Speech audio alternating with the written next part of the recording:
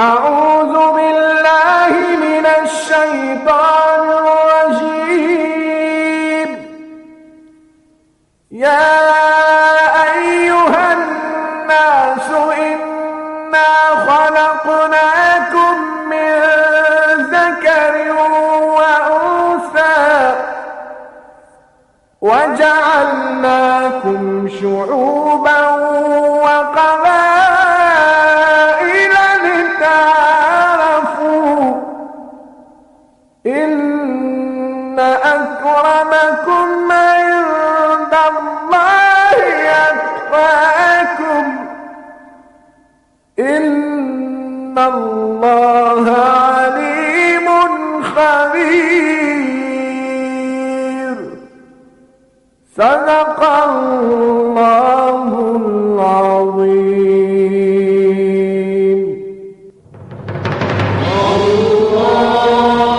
اللهم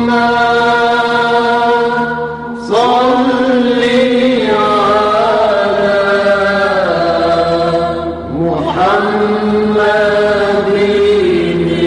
المصطفى.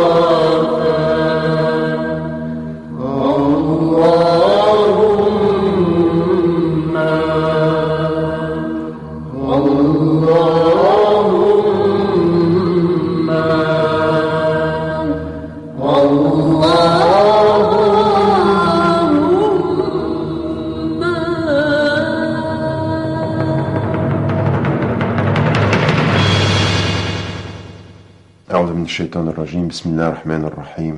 والصلاة والسلام على أشرف المرسلين سيدنا محمد وعلى آله وصحبه أجمعين. ونعوذ بالله من شرور أنفسنا ومن سيئات أعمالنا. من يهد الله فهو المهتد ومن يضلل فلن تجد له وليا مرشدا. ونشهد أن لا إله إلا الله وحده لا شريك له ونشهد أن محمدا عبده ورسوله. أيها الإخوة أيتها الأخوات أحييكم تحية الإسلام تحية من عند الله مباركة طيبة. السلام عليكم ورحمة الله وبركاته. Alors pour le cours de cette session, le troisième cours, nous allons surtout aborder la question de la conscience critique, de l'esprit critique à partir des versets du Coran, de Surat al-Anbiya, des prophètes, où il nous a rapporté une histoire avec le prophète Ibrahim alayhi salam. Avant cela, j'aimerais rappeler à tous les participants, parce que nous avons insisté énormément l'année dernière sur cette question-là, qu'aujourd'hui encore, nos frères et nos sœurs en Afrique ont besoin et attendent de vous le soutien qui est le vôtre pour le Fonds de Solidarité Afrique. Alors partout, dans toutes les villes où la cassette est diffusée, nous attendons de vous, Inch'Allah, que vous apportiez votre contribution, une contribution forte et non pas une contribution diminuée comme nous avons pu nous en rendre compte ces derniers mois. Donc faites un effort pour que nous puissions envoyer des livres, des cassettes et tout outil pédagogique qui pourra être utile à ceux du continent oublié aujourd'hui en Afrique, Inch'Allah. De la même façon que nous vous rappelons les journées communes de l'islam en Europe francophone au mois de mai, le 5 et 6 mai prochain, Inch'Allah. Et de là également, nous appelons toutes les associations et tous les individus à manifester leur présence d'une façon tout à fait particulière pour que les non-musulmans, pour que les sociétés dans lesquelles ils vivent aient une meilleure image de l'islam. Et Dieu sait que après ce qui s'est passé au mois de septembre aux États-Unis, les questions qui ont été posées sur les différents courants de pensée de l'islam, sur l'islam en tant que tel, il est besoin de clarification et c'est à nous localement de prendre la responsabilité de présenter nos lieux, de présenter notre message, de nous présenter plus généralement, Inch'Allah, à tous ceux avec lesquels nous vivons. Donc un appel pressant à la participation à ces journées communes de l'islam en Europe francophone. Bismillah ta'ala. Pour ce qui nous concerne aujourd'hui, nous allons aborder la question de l'esprit critique. Et l'esprit critique, c'est effectivement l'utilisation à bon escient de son intelligence selon le lieu où l'on vit, en fonction des débats et des thèmes qui sont abordés dans nos sociétés.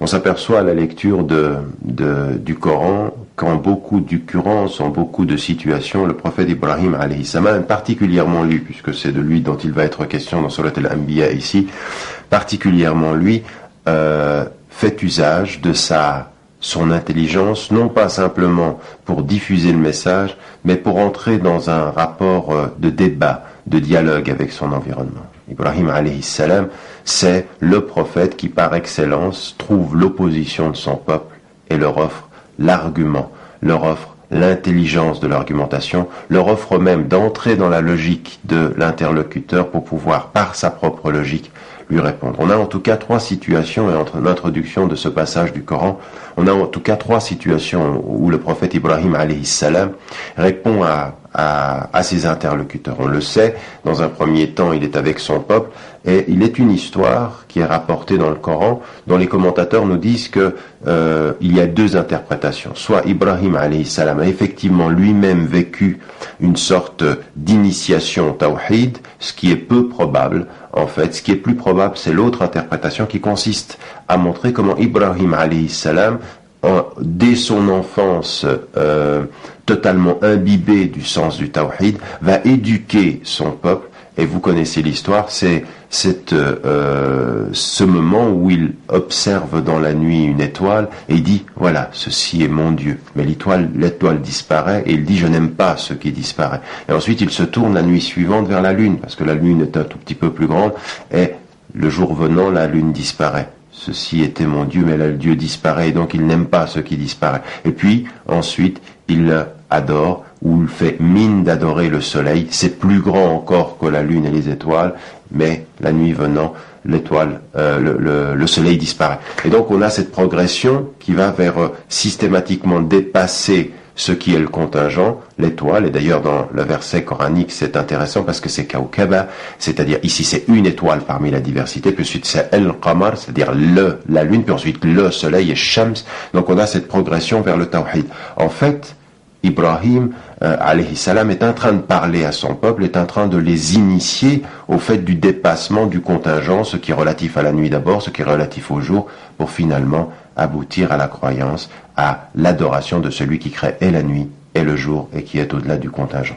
Première situation que l'on a dans le Coran, elle n'est pas chronologique, mais c'est une des situations particulières où Ibrahim alayhi salam, avec son peuple, est en train d'apporter la contribution du sens du tawhid. Mais il l'explique non pas comme un argument dogmatique de foi qui est totalement absent d'une rationalité, il l'explique par une rationalité engagée. Deuxième situation, c'est, avant celle que nous allons étudier, c'est celle où Ibrahim alayhi salam est avec le roi Nemrod. Et en fait, il est dans un débat avec lui. Et Nemrod est persuadé qu'il a le pouvoir absolu. Quand vous avez cette histoire dans Surat al-Baqarah où il nous est dit Alam tara alladhi hajja Ibrahima fi rabbih an atahu Allahu al-mulk idh qala Ibrahim rabbi alladhi yuhyi wa yumit qala ana uhyi wa umit قال إبراهيم فإن الله يأتي بالشمس من المشرق فأتي بها من المغرب فبهت الذي كفر. Ce verset très important où Nemrod est en train de discuter avec Abraham. Et il nous est dit, n'as-tu pas vu celui qui argumente avec Abraham quand Abraham lui dit, c'est Dieu qui donne la vie et la mort. Et le roi, sûr de son pouvoir, dit, c'est moi qui donne la vie et la mort. Ça veut dire, c'est moi qui à discrétion peut laisser quelqu'un en vie ou tuer quelqu'un. Et Ibrahim alayhi salam, qui a tout à fait compris la logique de son interlocuteur, lui dit, certes, Dieu vient avec le soleil depuis l'Orient, vient avec le soleil depuis l'Occident, si tu es aussi puissant que cela. Fabuhita alladhi kafar, c'est-à-dire il fut renversé. Et regardez comment finit le verset, Wallahu la yahdi al-qawma adh-dhalimin. Et Dieu n'oriente pas un peuple injuste. Il y a un terme très important ici, c'est dhulm, c'est-à-dire celui qui utilise mal son intelligence dans la compréhension du tawhid est effectivement quelqu'un qui est injuste à l'endroit de sa propre intelligence, mais également, bien sûr, à l'endroit de l'intelligence du pouvoir de qui l'a créé, de qui a créé son intelligence. Ici, on a une démarche très très importante où on voit Ibrahim alayhi salam entrer dans la logique du roi et répondre au roi par la logique du roi. Donc c'est le corps d'un débat. Nous reviendrons sur ce verset dans un cours ultérieur, mais ici ce que l'on perçoit, c'est que Ibrahim alayhi salam est totalement impliqué dans l'argumentation rationnelle. Deuxième situation où Ibrahim donc alayhi salam nous montre quelles sont les voies de l'interpellation du peuple avec lequel on vit. Ça n'est pas quand on parle de foi, ça n'est pas, quand on parle d'islam, systématiquement un type de rapport à la foi et au dogme, c'est aussi une certaine façon d'utiliser son intelligence. Et dans la situation qui est la nôtre, Ibrahim alayhi salam va encore une fois utiliser l'intelligence de son peuple, à qui il s'adresse, pour leur faire comprendre, pour les faire accéder à une compréhension profonde du pouvoir de Dieu et finalement du pouvoir totalement relatif, voire totalement absent, vide finalement de leurs idoles, les statues qu'ils adorent. On a une autre situation d'ailleurs dans cette réflexion sur laquelle il faut s'arrêter. Cela ne concerne pas Ibrahim alayhi salam, ça concerne Moussa alayhi salam. Moussa est un prophète et il est dans la même situation. Et regardez comment, quand il discute avec son peuple, il utilise les mêmes modes argumentatifs. Vous savez qu'à l'époque de Moussa alayhi salam, ce qui est l'argument, ce qui fait preuve finalement, c'est une certaine façon d'utiliser des pouvoirs entre guillemets surnaturels, magiques. La magie est sihr, c'est-à-dire véritablement d'essayer de faire illusion. Et regardez comment Moussa alayhi salam entre dans la logique de ses interlocuteurs et finalement renverse le processus à son avantage avec l'aide d'Allah subhanahu wa ta'ala. Quand il est en face d'eux, et puis eux-mêmes lui posent la question, nous sommes dans une confrontation, et eux-mêmes lui posent la question, قالوا يا موسى إما أن تلقي إما أن نكون أول من ألقى قال بل ألقوا. Qu'est-ce qu'ils lui disent? Ils lui disent, ô Moïse, soit tu es le premier à jeter, soit c'est nous les premiers à jeter. Et dans un autre verset, il dit, nous sommes parmi ceux qui allons jeter immédiatement. إما أن نكون نحن الملقين, c'est-à-dire nous allons jeter immédiatement. Et il dit, قال ألقوا, allez-y, jetez. Il est un dialogue avec des gens et sur leur terrain, sur le terrain de cette magie, il lui demande qui va le premier jeter. Et il leur dit, jetez-vous d'abord et je répondrai. Comme pour nous faire comprendre finalement que sur le mode de l'argumentation, sur le mode de la conscience critique justement, de savoir entrer en communication critique avec son environnement, la première des capacités que met en évidence ici Moussa alayhi salam, c'est l'écoute. Allez-y. Jetez vos arguments et je vais répondre. Et ce qui est tout à fait significatif dans les versets ici, c'est que il nous est dit tout de suite après que il va avoir une crainte. Il va avoir une crainte tout à coup lui-même de la puissance des magiciens. Et Allah subhanahu wa ta'ala qu'il le réconforte et qu'il lui dit, ne crains pas, nous sommes avec toi. C'est-à-dire, nous allons t'aider. En d'autres termes, l'écoute dans l'humilité de savoir ce que l'autre a à dire, et puis la réponse en s'appuyant sur la force que Dieu va nous donner également dans l'inspiration, mais également dans l'utilisation de notre propre intelligence. Et si l'on observe la situation d'Ibrahim alayhi salam comme la situation de Moussa alayhi salam, on s'aperçoit dans les deux cas qu'ils sont dans un débat critique avec leur interlocuteur, qu'ils entrent et qu'ils utilisent l'intelligence, et on peut en tirer deux enseignements.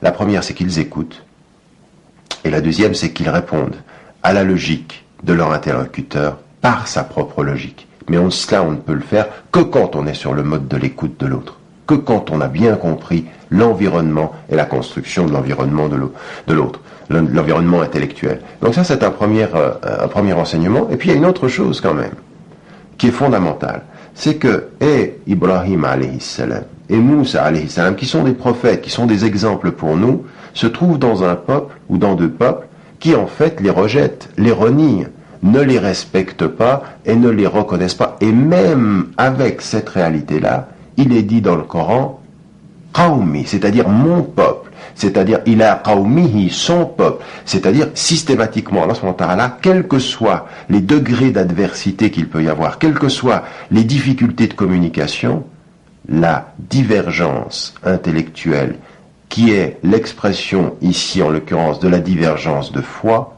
n'enlève pas la qualité de faire partie d'un peuple. Et c'est une chose qu'il faut rappeler à tous ceux qui vivent dans des sociétés qui ne sont pas majoritairement musulmanes. Finalement, rien de nouveau, si ce n'est que nous sommes entourés de gens qui souvent ne partagent pas notre foi, souvent parfois nous interpellent, et nous devrions prendre exemple des prophètes qui avec leur peuple se sont considérés comme parlant à leur peuple.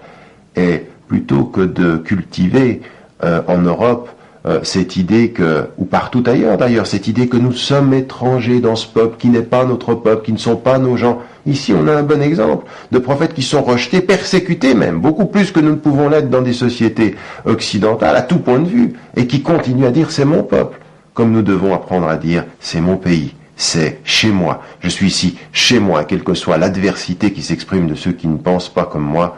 Ma réponse, c'est l'explication. Ma réponse, c'est la conscience critique. Ma réponse, c'est le dialogue. Et ici, on en a un bon exemple. Donc, on a ici deux situations. Ibrahim alayhi salam, donc que je viens de rappeler, une autre avec Moussa alayhi salam, et on peut rentrer maintenant directement dans ce qui concerne le passage de Surat al-Anbiya, qui nous concerne aujourd'hui sur le plan du tafsir. Qu'est-ce que nous pouvons mettre en évidence? Nous pouvons mettre en évidence ici que Ibrahim alayhi salam va se retrouver en face de son père et en face de son peuple. Donc, ce qui est encore ici plus impressionnant, c'est qu'il y a son père qui croit ce que son peuple croit, et lui va se distancier de la croyance de son père comme de son peuple, pour mettre en évidence le vide de ce qu'il considère être leur foi, leur croyance dans les statuts. Et finalement, il va utiliser un stratagème pour les mettre en face de la réalité, de la contradiction de ce qu'il croit. Comme si, finalement, la mauvaise intelligence, la mauvaise utilisation de son intelligence dans l'expression de sa foi, elle porte elle-même des contradictions. Et que celui qui a une foi sincère en l'unique, celui auprès duquel il n'y a pas de contradiction, eh bien, va exprimer aussi cette contradiction quand on finit par devenir polythéiste, puisqu'ici c'est ce dont il s'agit, il croit en des statuts, ou quand on finit par avoir d'autres dieux que le Dieu unique. Alors allons-y, comme il est mis en évidence ici, et c'est aussi important de se souvenir qu'Allah subhanahu wa ta'ala nous indique dans le Coran,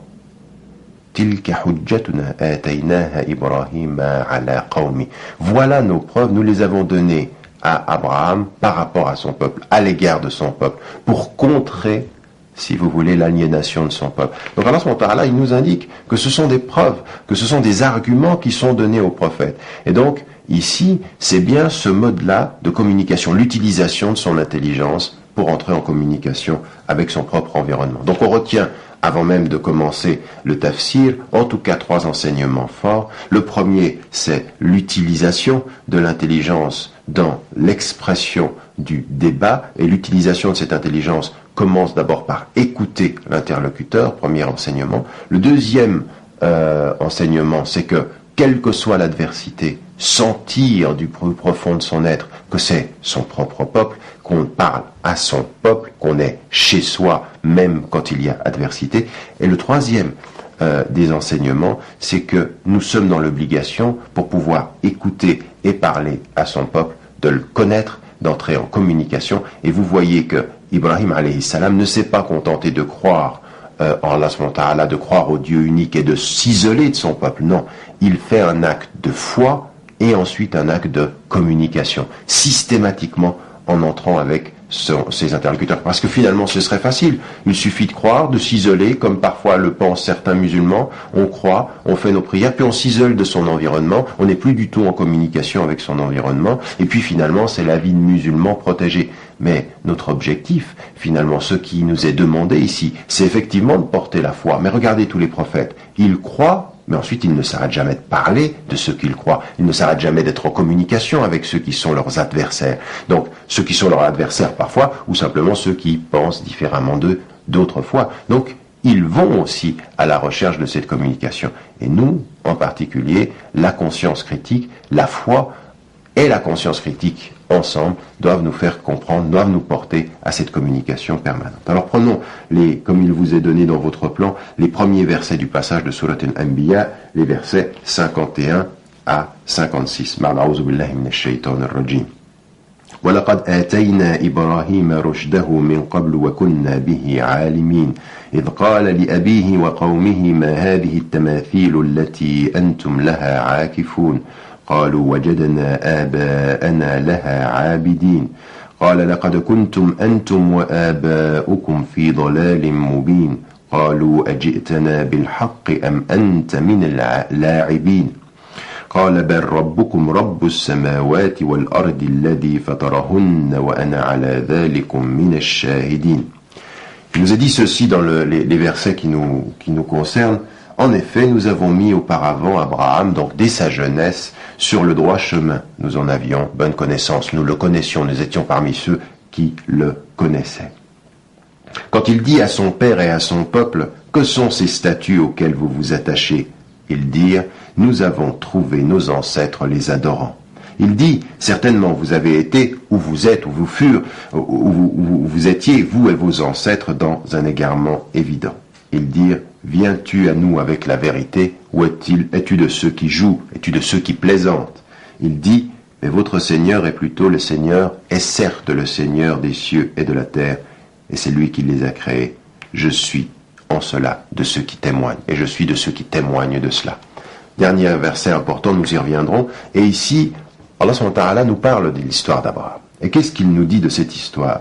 Ce qu'il nous est dit, c'est que dès son enfance, et ça permettrait aussi de penser qu'il était dirigé dès son enfance, et donc il n'a cette initiation telle qu'elle était présentée dans l'autre passage dont je parlais, n'est pas véritablement ce qui était la bonne interprétation, mais plutôt une sorte d'éducation de son peuple. Ici, Allah subhanahu wa ta'ala nous dit que dès l'enfance, il a mis Ibrahim alayhi salam sur la voie. Il était de ceux qui le connaissent, et il l'a amené dès son enfance vers le tawhid. Et on sait d'ailleurs, et si on étudie l'ensemble de la vie des prophètes, de l'histoire de cette prophétie, de ce cycle de la prophétie, on s'aperçoit que Allah subhanahu wa ta'ala a fait en sorte que tous ceux qui furent prophètes avaient des signes dans leur enfance, étaient déjà guidés dans leur enfance, et c'est bien sûr le cas de Muhammad ibn Abdillah alayhi wassalam.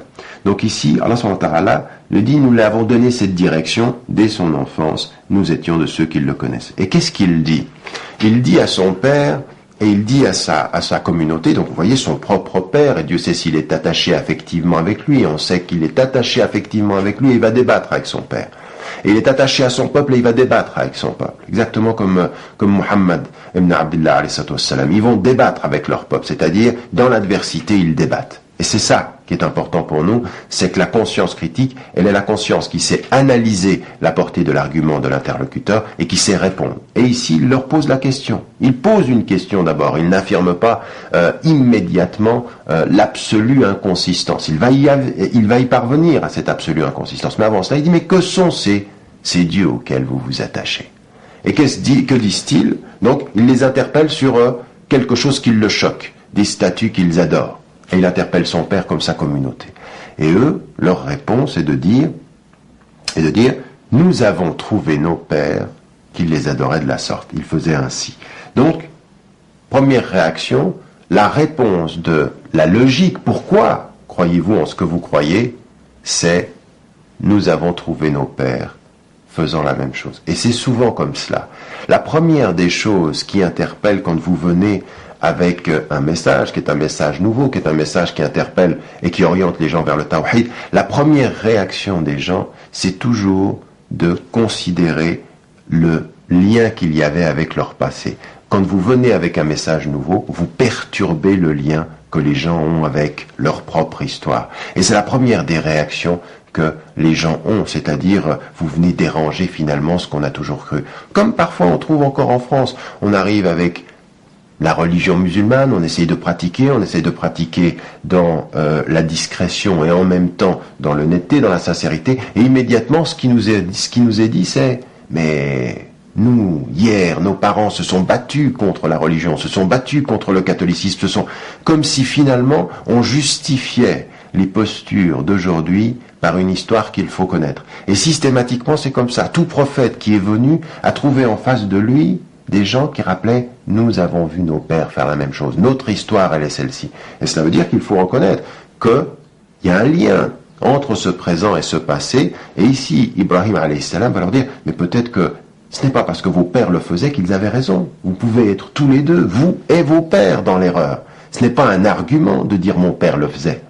L'argument, c'est de savoir pourquoi vous le faites. Ce n'est pas un argument de savoir que ton père croyait en quelque chose. Il faut, même par rapport à son père, être dans un argument critique. Et si vous regardez bien le verset, ce qui est tout à fait étonnant, c'est qu'il dit à son père lui-même et à sa communauté. Et eux, ils disent, nos pères le faisaient. Et lui, il se distancie de son père parce que il ne suffit pas, papa, que tu penses ce que tu penses pour que ce que tu penses soit juste.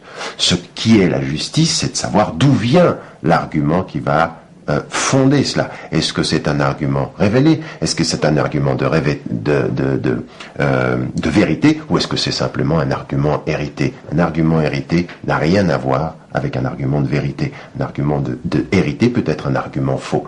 Et d'ailleurs, systématiquement, les peuples se tiennent à cela, comme pour légitimer leur propre histoire. Quand vous connaissez l'histoire de Moussa, alayhi salam, et de Haroun, son frère, et qu'ils vont au peuple, et quelle est la première réaction du peuple? أجئتنا لتلفتنا عما وجدنا عليه آباءنا وتكون لكما الكبرياء في الأرض.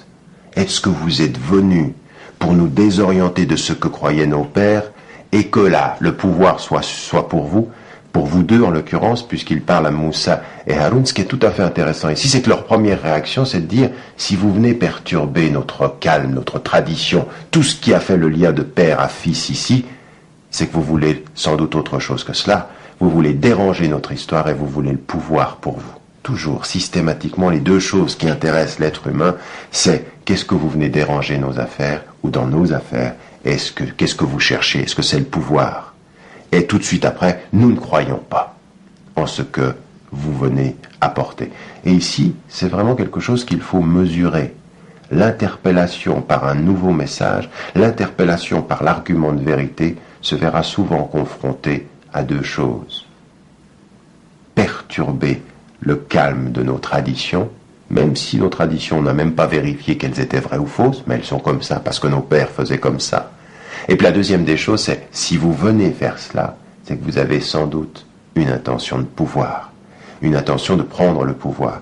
Et ce qui va être montré ici par les prophètes, c'est je viens avec l'argument de vérité questionner vos arguments hérités, et je ne cherche pas le pouvoir parmi mon peuple, puisque la hawla wa la quwwata illa billah, il n'y a de pouvoir et de puissance qu'en Dieu. Je vous sers plus que je me sers de vous. Ça, c'est une dimension très importante du type de rapport, parce que cela veut dire finalement qu'en fait, quand on rentre avec l'argumentation, il faut avoir l'assurance d'être dans le vrai, mais l'humilité de servir la vérité, l'humilité de servir le vrai. Et c'est ce double rapport, c'est-à-dire qu'il faut jamais manifester cette arrogance de celui qui a raison, mais plutôt l'humilité de celui qui sert la raison et la vérité dans la raison. Tout ça, c'est ce que nous enseignent nos prophètes, et en particulier ici, Ibrahim alayhi salam. Donc ils lui répondent, pourquoi est-ce que tu es venu? Tu es venu avec l'argument de vérité, ou est-ce que tu es venu pour t'amuser de nous? T'amuser de nous, c'est-à-dire te jouer de nous, d'une certaine façon, comme quelqu'un qui voudrait le pouvoir. Donc toujours le même argument qui revient. Et ici, regardez la réponse d'Ibrahim alayhi salam qui situe tout de suite son rôle dans l'axe vertical. Quand il dit, mais votre Seigneur, certes votre Seigneur est le Seigneur des cieux et de la terre, c'est lui qui les a créés, et je suis de ceux qui témoignent. Ça, c'est un argument très très important. Parce que finalement, dans la conscience critique, il va y avoir deux dimensions. Il va y avoir la capacité à l'intelligence dans le dialogue, donc il écoute, il dit que sont ces idoles, puis ensuite il leur répond, et puis ensuite ce avec quoi il vient, c'est de dire, non, je suis dans la verticalité, ne vous trompez pas, je ne viens pas pour prendre le pouvoir et je ne viens pas perturber votre tradition uniquement pour la perturber, je viens avec une dimension de vérité, c'est-à-dire l'argument de vérité. Et tout de suite après il dit, et je suis de ceux qui témoignent de cela. Comme pour m'instituer son rôle, il est le témoin. Et le témoin intellectuel, spirituel et en acte, dans sa façon d'agir. Parce que finalement, si vous voulez le pouvoir, ça se voit. Toute personne qui veut le pouvoir dans son argumentaire ou dans sa façon d'être, dans son arrogance, ça se voit. Et lui, il dit, je suis avec Dieu, il est le Seigneur des cieux et de la terre, et vous allez voir, de par moi, de par mon propos, de par mon discours, le témoignage. Comme pour nous rappeler finalement le sens premier de ce que c'est que la da'wa. La da'wa, c'est pas convertir, c'est pas faire du prosélytisme, c'est porter témoignage. C'est-à-dire que là où je suis une question pour ton intelligence. Là où je suis un chemin pour ton cœur. Là où je suis un problème pour l'erreur. C'est cela que veut dire finalement la présence, le témoignage. Comme pour nous également, parmi son peuple, quelque adversité que nous trouvions, être le témoin de la vérité. Et le témoin, il est celui qui va servir Dieu et qui va comprendre le sens fondamental de litakunu shuhada ala nas, pour que vous soyez témoins devant les gens. C'est assez étonnant d'ailleurs que Ibrahim, au moment où il discute avec eux, il dit: moi je ne suis que le témoin que de ça. Vous allez voir en moi, par l'utilisation que je fais de ma foi, par l'utilisation que je fais de mon intelligence, par l'utilisation que je fais de mon corps et de mon engagement, vous allez voir le témoignage qu'il est un Dieu, qu'il n'a pas d'associé et qu'il est au-delà de tout ce que vous allez avoir comme idole alentour. En général, quand on fait ce commentaire de ces passages-là, on saute ce petit passage, parce que c'est simplement, je suis le témoin de cette vérité, mais c'est très important de savoir dans le débat critique qu'est-ce que cela veut dire d'être le témoin. C'est-à-dire qu'en même temps, notre conscience critique, elle est en acte, elle est véritable, c'est même la façon dont je vais utiliser mon intelligence. Regardez Ibrahim alayhi salam, en même temps, une assurance terrible. Il peut parler à Nemrod et il lui dit, mais Dieu vient avec le soleil depuis l'Orient, vient avec l'Occident, il lui parle d'égal à égal, viens, vas-y, fais ce que tu dis, montre. Et tout à coup, il se retourne vers Allah subhanahu wa ta'ala, وَإِذْ قَالَ إِبْرَاهِيمُ رَبِّ أَرِنِي كَيْفَ تُحْيِي الْمَوْتَى. Il se tourne vers Allah subhanahu wa ta'ala et là, il est toute humilité. Montre-moi comment tu donnes la vie à la mort. Est-ce que tu ne crois pas? Certes, je crois, mais c'est pour que mon cœur s'apaise. Quelque chose de tout à fait étonnant. La capacité, quand on est humble avec Dieu, de savoir être assuré parmi les hommes. Assuré dans son argumentation, mais ça ne veut pas dire arrogant. Sûr d'une argumentation de vérité et humble devant la vérité.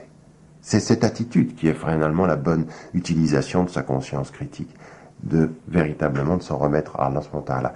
Et c'est vrai que vous voyez, et chez Moussa alayhi salam, quand il va demander à Allah subhanahu wa ta'ala de pouvoir le voir, ils ont tous besoin, comme nous tous, de signes. Ils ont signes pour réconforter le cœur et leur permettre finalement d'utiliser à bon escient leur intelligence. D'ailleurs, il faut se rappeler en cela que tous les fuqaha mettent en évidence, et en particulier les usuliyin, ils mettent en évidence que pour pouvoir sortir toutes les prescriptions du Coran, il faut avoir ces deux qualités. Un cœur humble devant Dieu qui permet finalement à l'intelligence d'avoir le furqan devant le Coran, c'est-à-dire le discernement et de pouvoir tirer l'argument intellectuel du Coran. Mais sans cœur, on voit que la surface de la logique coranique, c'est avec le cœur que les choses se changent. Mais c'est un double travail. Mais ça ne veut pas dire qu'il ne faille pas travailler l'usage de son intelligence, c'est ce qu'on appelle ici la conscience critique.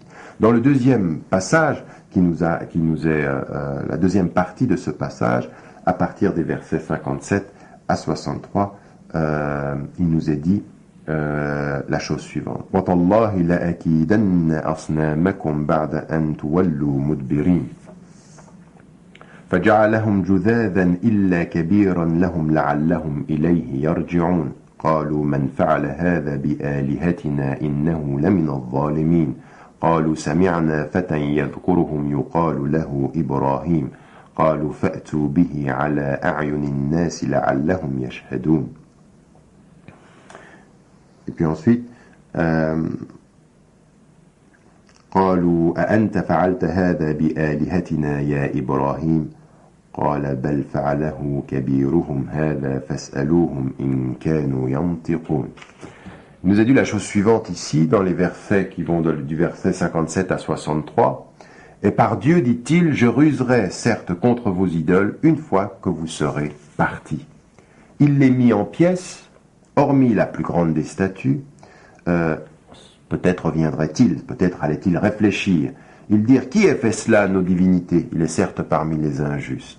Certains dirent, nous avons entendu un jeune homme médire d'elle, celui-ci s'appelle Abraham. Ils dirent, amenez-le sous les yeux des gens, afin qu'ils puissent témoigner. Alors ils dirent, est-ce toi qui as fait cela à nos divinités? Abraham dit, c'est la plus grande d'entre elles que voici qui l'a fait. Demandez-leur donc s'ils peuvent parler, si elles peuvent parler.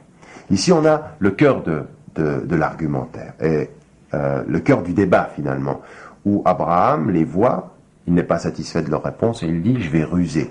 Et dans cette ruse, dans cette espèce de confrontation, il y a quelque chose qui s'apparente à un mensonge qui va les amener à la vérité. Et on sait que le prophète a dit d'Ibrahim qu'il n'avait menti qu'en 3 circonstances. La première des circonstances, c'est une situation qui est relatée par rapport à cette histoire, où sur la route, en partant avec eux, il a dit « Inni saqim », c'est-à-dire « je suis malade » pour pouvoir rester, pouvoir s'occuper des statues. C'est la première. La deuxième, c'est celle-ci, c'est-à-dire où il dit c'est la grande qui l'a fait. Et la troisième, c'est dans une situation où il est avec Sarah, où il dira d'elle qu'elle est sa sœur et non pas son épouse. Donc on a ici une situation qui doit bien nous faire comprendre qu'il ne s'agit pas de mentir pour mener à la conscience critique, mais ici c'est finalement une ruse qui va les faire entrer dans leur propre logique. Alors que fait-il ? Il va briser les statues et il va en laisser une pour leur montrer finalement quoi ? Pour leur montrer, vous adorez ce qui finalement est moins que vous. Puisque vous venez me demander à moi d'expliquer, eh bien demandez-leur, puisque ce sont ceux que vous adorez. Vous demandez à un homme qui est l'accusé de pouvoir justifier de la destruction de ceux que vous adorez. Vous adorez ce qui est moins que vous et qui ne sait même pas parler. Et finalement, eux qui sont en adoration devant ces statues, qui ont cette logique, et à un moment donné, d'ailleurs, ils vont se retourner entre eux, puis ils disent, mais c'est nous qui sommes injustes. Tu sais bien qu'elles ne parlent pas, ces statues. Eh bien voilà, elles ne parlent pas, ces statues. Vous adorez ce qui est moins que vous. Et d'ailleurs, finalement, il faut s'apercevoir d'une chose, c'est que quand on y réfléchit bien, toute autre adoration que l'adoration d'Allah subhanahu wa ta'ala, l'unique, est finalement d'adorer quelque chose qui est moins que nous. Parce que notre intelligence, nos sentiments, notre émotion, finalement, d'adorer une montagne, d'adorer une statue, d'adorer l'argent, c'est toujours moins que nous, c'est moins que la qualité humaine. Finalement, le seul être qui est au-delà de tout et qui a pouvoir sur tout, c'est Allah subhanahu wa ta'ala. Toute autre adoration est une adoration du moins, et du moins et du relatif. Et du relatif, ça veut dire du contingent qui peut se briser. Et donc il rentre ici, Ibrahim alayhi salam, il rentre en dialogue avec eux, et il rentre en dialogue en leur montrant finalement le vide de leur croyance. Alors si on suit le fil des versets, il ruse et il les amène à cette réflexion que vos statues, que vos pères adoraient et que vous adorez, sont vides de sens. Elles sont vides de poids, elles ne peuvent même pas parler. Il y a dans ce passage-là une chose qui est importante, qui nous est rapportée également dans le passage et qui paraît anodine comme ceci. Et pourtant, on doit en tirer un enseignement. Première des choses qui apparaît clairement, c'est qu'il les a écoutés, il est entré dans leur logique et il a répondu à leur logique par leur logique. La conscience critique, c'est ça. C'est, par la force des choses, d'abord sentir qu'on est dans son peuple. Ça veut dire connaître les enjeux, connaître les façons de comprendre de son peuple. Entrer dans la logique de l'interlocuteur, et puis par sa propre logique, le faire venir à un enseignement. D'autres termes, ça veut dire faire confiance à son intelligence. Et c'est ça qui est tout à fait étonnant. C'est que finalement, vous pouvez voir des gens, dans leur façon de penser, vous pouvez dire, ils pensent mal. Ils utilisent mal leur intelligence. Mais penser que quelqu'un utilise mal son intelligence, ça ne veut pas dire qu'il faille perdre de vue et ne plus faire confiance au fait qu'il soit intelligent. C'est la différence entre ce qu'une personne est ou a et ce qu'elle fait de ce qu'elle a. Allah subhanahu wa ta'ala a donné à tout le monde l'intelligence et il a donné à tout le monde, finalement, un corps. Je peux détester ce qu'une personne fait de son corps, mais je n'en perds pas le respect de son corps. Je peux ne pas aimer ce qu'une personne fait de son intelligence, mais ça ne veut pas dire que je dois ne plus considérer son intelligence. Et c'est ça qui est important, c'est que parfois vous avez des êtres très sophistiqués, extrêmement intelligents, qui utilisent leur intelligence d'une certaine façon. La conscience critique, c'est de dire, je n'aime pas tes conclusions, mais je sais que tu as les moyens d'en avoir d'autres de conclusions. Parce que l'intelligence que tu as, elle est un don. Elle est un don d'Allah subhanahu wa ta'ala. Et je vois même un signe de Dieu en toi, même si toi, tu fais de ce signe quelque chose qui te mène à l'erreur ou à la fausse conclusion. Et donc, ça veut dire véritablement comprendre ici que on fasse confiance à la capacité que l'autre a de comprendre. Et donc, il n'y a pas tout à dire, mais parfois à suggérer, parfois à faire comprendre. Et on le sait en matière pédagogique, on sait une chose, nous ne sommes jamais autant convaincus d'une preuve que quand c'est nous qui avons fait le chemin pour la trouver.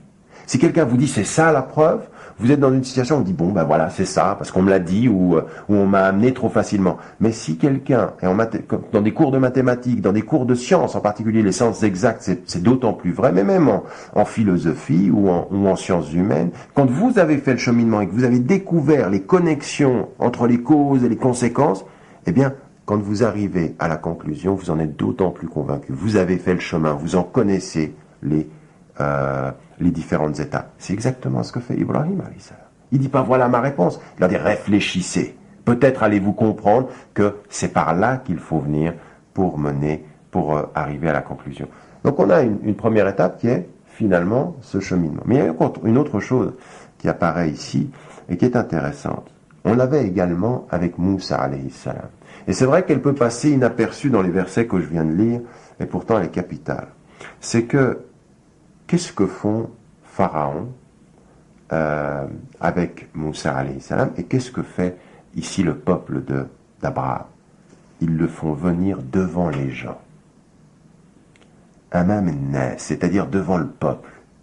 Et vous vous souvenez peut-être d'une autre histoire qui est l'histoire de l'Ulam dans Al-Buruj, Surat Al-Buruj, qui sont les constellations, où l'enfant, il dit au roi, il dit je veux que le jour où où la vérité va se manifester, le peuple soit là. Pourquoi? Pourquoi le peuple soit là? Parce qu'en fait, il y a une chose très très importante dans l'enseignement islamique. Quand le prophète alayhi salam nous dit que jamais ma communauté ne se mettra d'accord sur une erreur, c'est-à-dire ma communauté, elle ne va pas se mettre d'accord. Ça veut dire quoi en fait? Ça veut dire qu'il y a dans cette communauté quelque chose qui fait que quand on sent qu'il y a une erreur, majoritairement on ne suit pas. Ce pourquoi, par exemple, j'ai absolument aucune crainte par rapport à l'islam et les musulmans, où que ce soit, c'est que tous ceux qui nous viennent, les musulmans de service, qui sont en train de vendre leur religion en disant ça c'est pas islamique, ça c'est pas islamique, ou qui sont en train de présenter un islam sans islam, finalement si vous observez leur connexion avec la base, elle n'existe pas. La communauté ne suit jamais celui qu'elle sent ne pas être à l'intérieur des références islamiques. Et c'est comme ça tout le temps. Ça peut faire plaisir aux médias, ils vont pouvoir parler à certains, mais finalement la communauté ne suit pas. Pourquoi? Parce que finalement il y a quelque chose qui fait qu'il y a un équilibre. Même avec une communauté d'êtres qui pourraient être assez ignorants, ne pas savoir beaucoup de leur religion, quelque chose est la reconnaissance immédiate. Les gens perçoivent la vérité et les gens sentent quand il y a hypocrisie et mensonge. Et ça, c'est une bénédiction de cette communauté. C'est d'ailleurs un des éléments qui fait que dès le début, on sent qu'il y a quelqu'un qui est en train de dire quelque chose qui est plutôt pour la galerie, plutôt pour parler au pouvoir que de parler de l'islam et de parler de ce que l'islam nous enseigne. Et systématiquement, ça revient. Le jeune homme, il dit, je veux tout le peuple. Je veux que quand tu vas me tuer, il le voit. Parce que ce que toi tu nies avec ton arrogance, le peuple le reconnaîtra avec son bon sens. Le bon sens du peuple. Et ici, on a la même chose avec Moussa alayhi salam. Quand il y a cette situation avec les magiciens, il dit, le peuple, je les veux, c'est le jour de la fête. Pourquoi? Parce que si toi, tu es tellement aveuglé par ton pouvoir et ton arrogance, le peuple ne l'est pas, il le verra.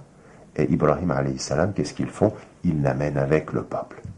Et ils l'amènent avec le peuple, et c'est un indice pour nous très important, qu'il va porter témoignage de cette vérité-là.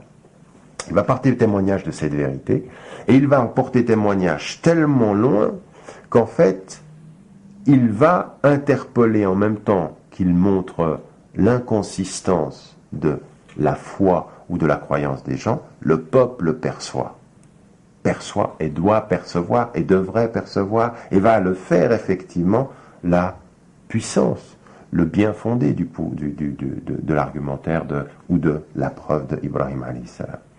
Quel enseignement on peut tirer de cela? L'enseignement fondamental qu'on peut tirer de cela, c'est que l'islam, c'est une religion qui pousse à l'intelligence de l'élite et des savants, mais qui se fonde sur la confiance et le bon sens du peuple. C'est une religion pour les êtres humains, le peuple. Et, si vous voulez, la mesure du bien fondé de l'islam, c'est souvent le peuple. La connaissance et l'élément de vérité dans la précision, c'est le ulama, c'est les savants, c'est l'élite, c'est vrai, mais jamais l'élite dans l'économie du peuple. Le peuple, l'élite, elle sert le peuple, c'est pas le peuple qui sert l'élite, et c'est vraiment la communauté qui doit être la garantie. Et donc il faut lui faire confiance. Il faut faire confiance à cette communauté. Tout discours qui serait méprisant à l'endroit du peuple, ou qui serait éloigné du peuple, ou qui serait un islam de salon, un islam... Ce qu'on disait d'ailleurs au prophète, regarde tous ceux qui te suivent, c'est tous des paumés, ils savent rien, t'es suivi par rien. Mais la différence entre ceux qui me suivent et vous qui ne suivez pas, c'est que eux ils ont reconnu la vérité, et que vous êtes dans l'erreur. Donc il vaut mieux être avec ceux qui sont modestes dans la vie et qui cherchent la vérité qu'être avec eux qui sont arrogants sur la terre et qui sont dans les ténèbres et qui sont vraiment dans l'ombre et qui ne voient plus, qui sont aveuglés par leur propre pouvoir, leur propre richesse ou leur prétendue suffisance. Donc ici, on a vraiment une compréhension de ce message qui vient du peuple et qui est de servir ce peuple, de servir la communauté, et là, il est devant eux. Et ce qui est important aussi, c'est qu'on retrouve ici le fait de porter témoignage.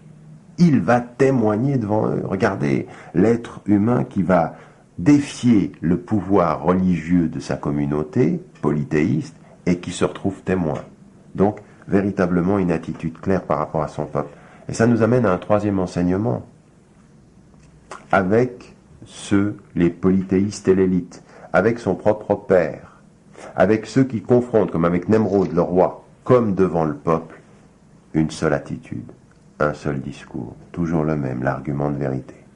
Et c'est ça qui est important finalement. C'est que le contenu de tout ce que dit Ibrahim alayhi salam, comme de ce qu'a dit Moussa alayhi salam, comme que de ce qu'a dit notre prophète alayhi salam, le contenu il est toujours le même.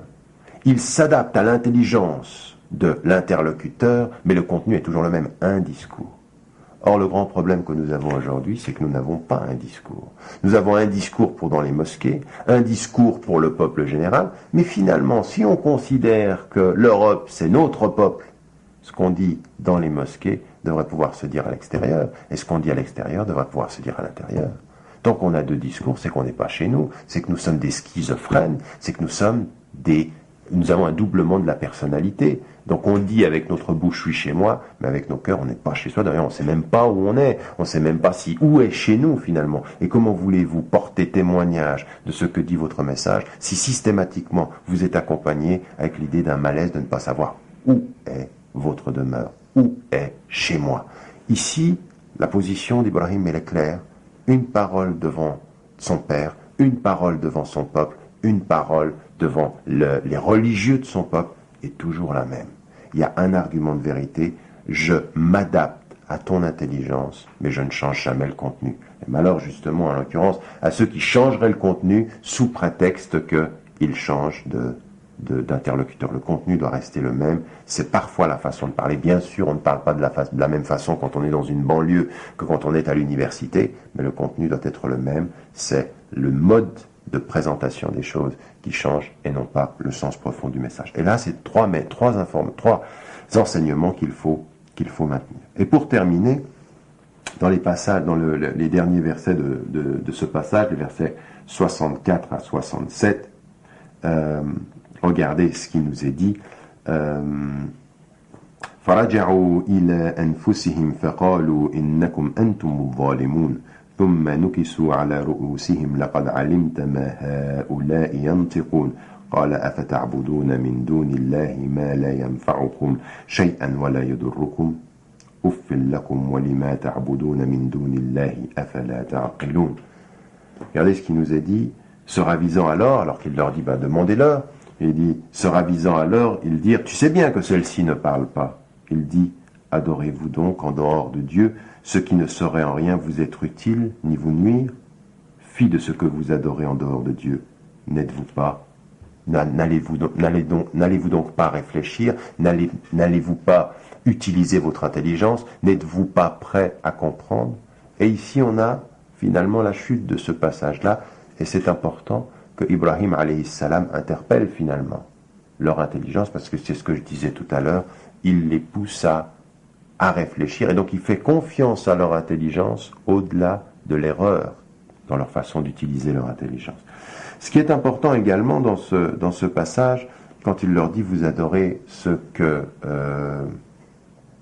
qui nous est inutile, quand ils vont vers les dieux et qu'ils reviennent et qu'ils lui disent mais tu sais bien qu'ils ne parlent pas. Avant cela, ils disent c'est vous qui êtes les vrais injustes. Donc il y a une permanence ici dans le débat, le terme injustice. Dieu n'oriente pas ceux qui sont injustes. On l'a vu avec Nemrod.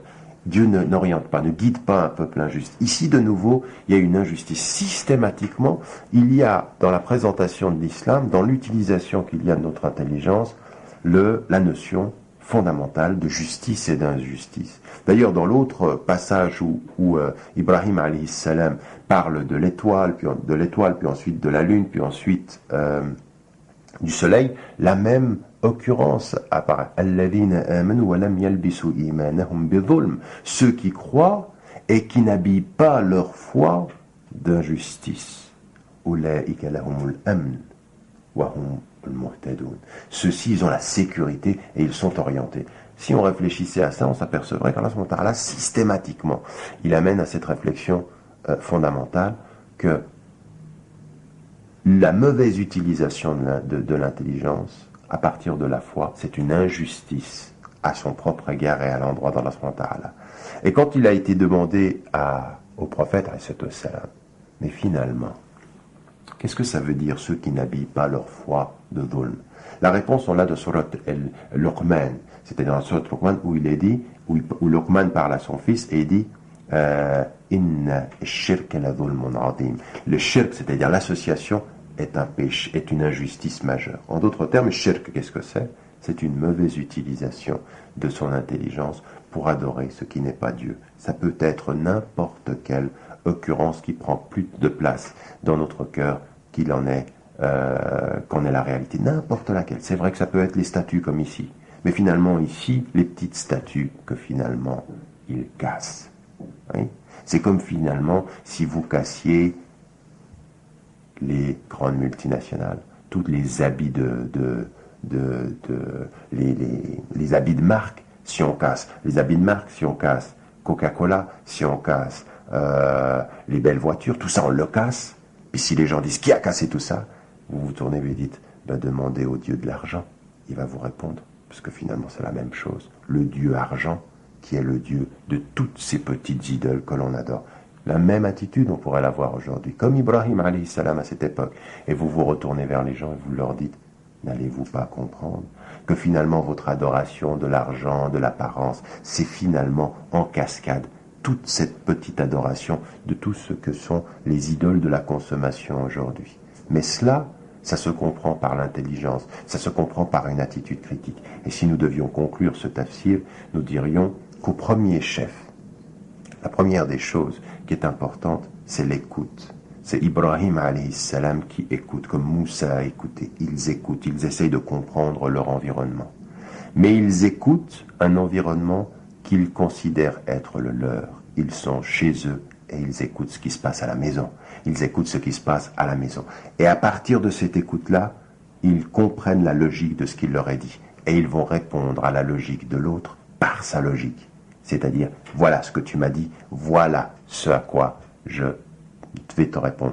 Et dans cette réponse-là, il porte témoignage qu'il est un Dieu unique, qui dépasse l'ensemble des accidents de l'histoire et qui est le seul absolu, et qui est celui auquel il faut s'attacher. Donc, une dimension ici de compréhension fondamentale de porter témoignage devant les gens.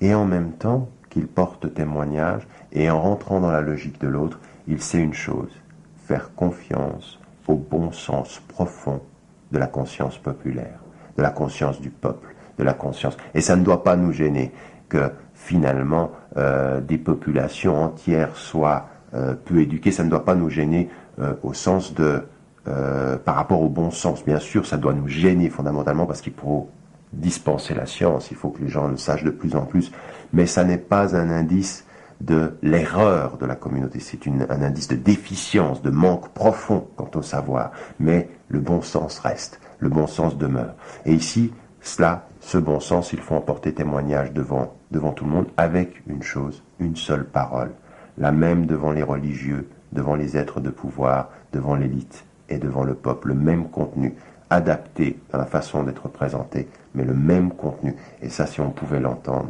si aujourd'hui les musulmans d'Occident pouvaient entendre qu'il faut cesser cette espèce de duplicité du discours, un qu'on a entre nous, un qu'on a avec les autres, c'est pas du témoignage que l'on porte ici, c'est simplement, ou si c'est un témoignage, c'est un témoignage de la duplicité, et finalement, au bout du compte, faire confiance à l'intelligence de celui à qui l'on parle. Je n'ai pas donné toutes les réponses, mais ce que je te dis est tellement évident que si tu utilises mieux l'intelligence que tu portes, à laquelle je fais confiance, je fais plus confiance à ton intelligence qu'à la façon dont aujourd'hui tu l'emploies, et bien peut-être que demain, Inch'Allah, tu arriveras à des conclusions qui sont des conclusions plus élaborées. La conscience critique, c'est ça, c'est cette capacité à partir de la foi de pouvoir comprendre la logique, de pouvoir répondre à la logique de l'autre par sa logique et pouvoir l'amener à une réflexion fondamentale. La foi, elle a besoin de cette intelligence-là. Elle se fonde sur cette intelligence-là. Et le problème des musulmans aujourd'hui, c'est que de penser qu'un discours sur la foi est évidé d'un discours sur l'intelligence, alors que tout en islam dit, il n'y a pas de foi profonde sans intelligence active. أقول قولي هذا واستغفر الله لي ولكم فاستغفروه. Pour plus d'informations sur nos productions, visitez notre site www.islam-france.com. Vous pouvez également commander notre catalogue en nous écrivant aux éditions Tawhid, boîte postale 6100, 69 392, Lyon CEDEX 03.